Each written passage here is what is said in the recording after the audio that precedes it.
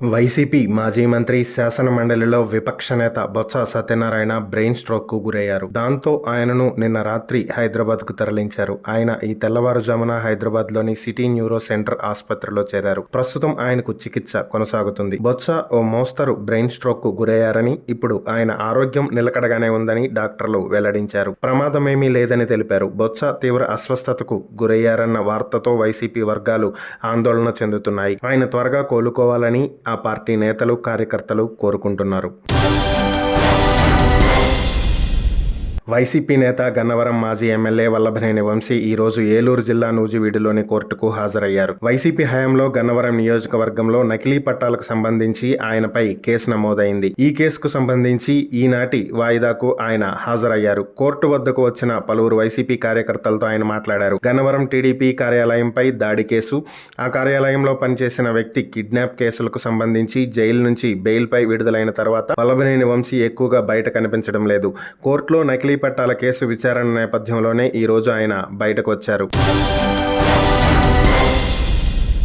కలియుగ వైకుంఠం తిరుమల శ్రీవారి ప్రసాదం తయారీలో గత ప్రభుత్వం అనుసరించిన విధానాలపై బీజేపీ శాసన మండలి పక్షనేత సోము వీర్రాజు తీవ్ర స్థాయిలో విరుచుకుపడ్డారు. అసెంబ్లీ మీడియా పాయింట్లో మాట్లాడిన ఆయన తక్కువ ధరకు నాణ్యమైన నెయ్యి రావటం అసాధ్యమని, ఇది భక్తుల మనోభావాలతో ఆడుకోవటమేనని మండిపడ్డారు. సాధారణంగా మనం ఇంట్లో వాడే నాణ్యమైన నెయ్యి కిలో 2,000 పలుకుతుంటే, కోట్లాది మంది ఆరాధించే వెంకటేశ్వర స్వామి ప్రసాదం కోసం 329కే నెయ్యి ఎలా కొంటారని సోము వీర్రాజు నిలదీశారు.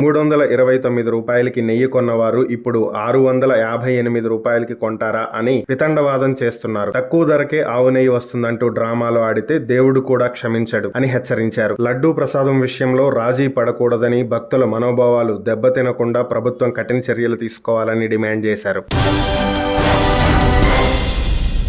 ఓ మైనింగ్ కంపెనీకి సంబంధించిన వివాదంలో అసంపూర్ణ నివేదికను సమర్పించడంపై ఆంధ్రప్రదేశ్ హైకోర్టు తీవ్ర అసంతృప్తి వ్యక్తం చేసింది. కీలకమైన నివేదికలో కొన్ని పేజీలను మాత్రమే కోర్టు ముందు ఉంచడంపై అనుమానం వ్యక్తం చేస్తూ పూర్తి వివరాలతో స్వయంగా హాజరై వివరణ ఇవ్వాలని చిత్తూరు జిల్లా అటవీ అధికారి డిఎఫ్ఓ సంబంధిత ఫారెస్ట్ రేంజ్ అధికారిని ఆదేశించింది.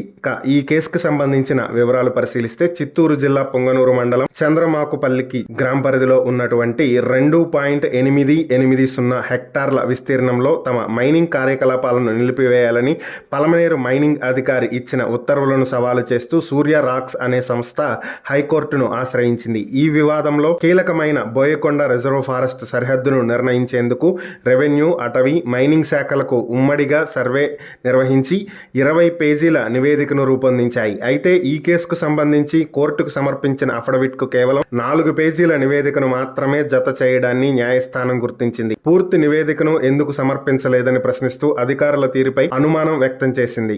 దీనిపై వివరణ చేపట్టి పూర్తి స్థాయిలో దీనికి సంబంధించిన డాక్యుమెంట్స్ అన్నీ కూడా కోర్టు ముందు హాజరుపరచాలి అని, తదుపరి విచారణ జరిగేటువంటి సమయానికి వ్యక్తిగతంగా హాజరు కావాలని కోర్టు ఈరోజు స్పష్టం చేసింది. ఆంధ్రప్రదేశ్ రాష్ట్ర నూతన ప్రభుత్వ ప్రధాన కార్యదర్శిగా సీనియర్ ఐఏఎస్ అధికారి జి సాయి ప్రసాద్ బాధ్యతలు చేపట్టబోతున్నారు. ప్రస్తుత చీఫ్ సెక్రటరీగా ఉన్నటువంటి విజయానంద్ పదవీ కాలం రేపటితో ముగియనుంది. ఈ నేపథ్యంలో విజయానంద్ స్థానంలో సాయి ప్రసాద్ను నియమిస్తూ ప్రభుత్వం ఇప్పటికే అధికారికంగా ఉత్తర్వులు జారీ చేసింది. రేపు ఉదయం సచివాలయంలో కొత్త సీఎస్గా సాయి ప్రసాద్ బాధ్యతలను స్వీకరిస్తారు. 2027లో జరగనున్న గోదావరి పుష్కరాలను మహాకుంభమేళా స్థాయిలో అత్యంత వైభవంగా నిర్వహించాలని ఆంధ్రప్రదేశ్ ప్రభుత్వం నిర్ణయించింది. ఈ పుష్కరాలకు సుమారు 8 నుంచి 10 కోట్ల మంది భక్తులు హాజరవుతారని అంచనా వేస్తోంది.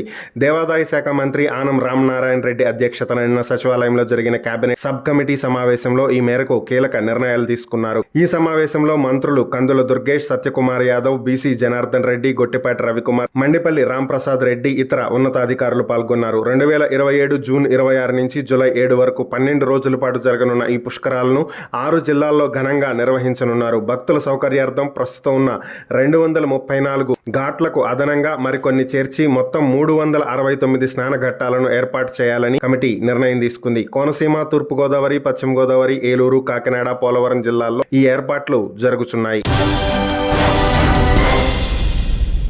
16 సంవత్సరాల లోపు పిల్లలకు సోషల్ మీడియాను నిషేధించే అంశంపై దేశంలోని కొన్ని రాష్ట్రాలు ఆలోచిస్తున్నట్లు వస్తున్న వార్తలు పెద్ద చర్చకు దారితీశాయి. చిన్నపిల్లల మానసిక ఆరోగ్యంపై సోషల్ మీడియా చూపిస్తున్న తీవ్రమైన ప్రభావమే ఈ చర్చకు ప్రధాన కారణం. ఈ నేపథ్యంలో సోషల్ మీడియా వాడకంపై నిషేధం విధించాలా లేక నియంత్రణ సరిపోతుందా అనే అంశంపై నిపుణులు భిన్నాభిప్రాయాలను వ్యక్తం చేస్తున్నారు. ఇప్పటికే ఆస్ట్రేలియా ప్రభుత్వం ఇలాంటి ఒక చట్టాన్ని అమలు చేస్తోంది. యువతను హానికరమైన కంటెంట్ నుంచి అధిక స్క్రీన్ టైం బారిన పడకుండా రక్షించడం ఈ చట్టం యొక్క ముఖ్య ఉద్దేశం. అక్కడ ఈ చట్టాన్ని తీసుకురావడానికి ముందు ప్రభుత్వం పిల్లలు వారి తల్లిదండ్రులతో విస్తృతంగా చర్చలు జరిపింది. ఈ అంశంపై ట్రస్ట్ అండ్ సేఫ్టీ నిపుణుడు జర్నలిస్ట్ జతిన్ గాంధీ స్పందిస్తూ ఇది ఖచ్చితంగా సరైన దిశలో వస్తున్న ముందడుగు. ఇన్నాళ్లు సోషల్ మీడియాకు అడ్డు అదుపు లేకుండా పోయి మన సమాజంలో గందరగోళం సృష్టించింది. మొదటి నుంచి నిషేధం విధించి ఆ తర్వాత నియంత్రించి ఆపై నిబంధనలను సడలించడం సరైన పద్ధతి అని ఆయన గట్టిగా వాదించారు.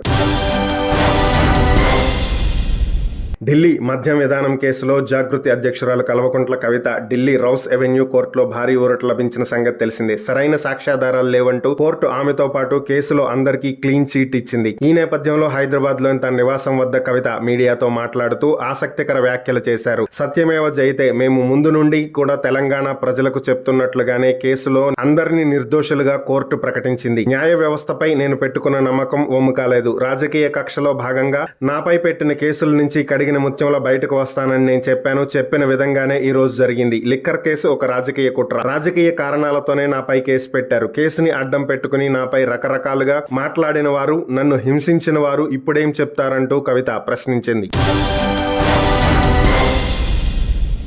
రాజస్థాన్లోని ఉదయ్పూర్లో టాలీవుడ్ యాక్టర్లు విజయ్ దేవరకొండ, రష్మిక మందన్న వివాహం అంగరంగ వైభవంగా జరిగిన విషయం తెలిసిందే. అయితే వివాహ బంధంలోకి అడుగు పెట్టడానికి ముందే ఈ జంట ఢిల్లీలో ప్రధాని నరేంద్ర మోదీని మర్యాదపూర్వకంగా కలిసినట్లు తెలుస్తుంది. ఇన్నాళ్లు గోప్యంగా ఉన్న ఈ భేటీకి సంబంధించిన ఫోటోలను తాజాగా విజయ్ టీం విడుదల చేయడంతో సోషల్ మీడియాలో వైరల్ అవుతున్నాయి. ప్రధాని నరేంద్ర మోదీని కలిసి ఆశీస్సులు తీసుకోవడంతో పాటుగా మార్చి 4న హైదరాబాద్ లో జరగనున్న తమ వెడ్డింగ్ రిసెప్షన్ కు ఆయన్ను ఆహ్వానించారు. ఈ సందర్భంగా ప్రధాని నూతన దంపతులకు తన శుభాకాంక్షలు తెలియజేసినట్లుగా సమాచారం. కాగా ఉదయ్పూర్ లో కేవలం అత్యంత సన్నిహితుల మధ్య వీరిద్దరికి పెళ్లి జరగ్గా చిత్ర పరిశ్రమ, రాజకీయ పరిశ్రమ మరియు క్రీడా రంగాలకు చెందిన ప్రముఖుల కోసం హైదరాబాద్ లో భారీ రిసెప్షన్ ప్లాన్ చేశారు. మార్చి 4న జరగబోయే ఈ వేడుకకు దేశవ్యాప్తంగా ఉన్న సినీ దిగ్గజాలు హాజరు కానున్నట్లుగా సమాచారం. దేశీయ స్టాక్ మార్కెట్లు శుక్రవారం భారీ నష్టాలను చవిచూశాయి. విదేశీ సంస్థాగత పెట్టుబడిదారులు భారీగా అమ్మకాలకు పాల్పడటం, అంతర్జాతీయంగా బలహీన సంకేతాలు వెలువడటంతో సూచీలు కుప్పకూలాయి. ఇన్వెస్టర్లు అమ్మకాలకు మొగ్గు చూపడంతో రోజంతా మార్కెట్లో ఒత్తిడి కొనసాగింది. ట్రేడింగ్ ముగిసే సమయానికి బీఎస్ఈ సెన్సెక్స్ 961 పాయింట్లు నష్టపోయి 81,287 వద్ద స్థిరపడింది. అదేవిధంగా ఎన్ఎస్ఈ నిఫ్టీ 317.90 పాయింట్లు క్షీణించి 25,178 వద్ద ముగిసింది. మిడ్ క్యాప్, స్మాల్ క్యాప్ 100 సూచీలు కూడా దాదాపు 1.10% చొప్పున నష్టపోయాయి. మార్కెట్ మొత్తం మీద 1,515 షేర్లు లాభపడగా 2,300 షేర్లు నష్టాల్లో ముగియటం అమ్మకాల తీవ్రతను సూచిస్తోంది.